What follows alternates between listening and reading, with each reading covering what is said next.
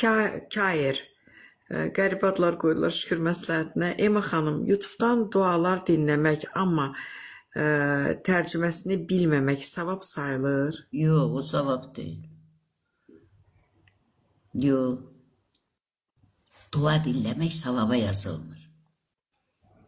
Duanı kazanmak yazılır sevaba. Birinin kalbini sevindirirsen, bir yıkılanı durguzursan, yolda kalana el tutursan, acı duydurursan, çılpağı giydirirsen, sevindirirsen ki sevinesen.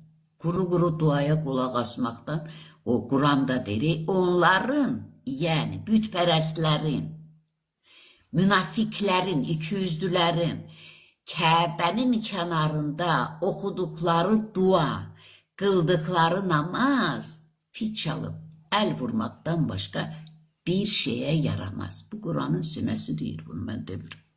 Yani senin dinlediğin duada onu kim bir şeydi. Duanı kazanmak lazım değil mi? Kuru kuru sen git duaya kulak as, bu savab yok. Boş söhbət. Vaxt itirməkdir. Devrə görə o vaxt itirməkdir. Məsləhətinə şükür. Reyhan Babayeva deyir.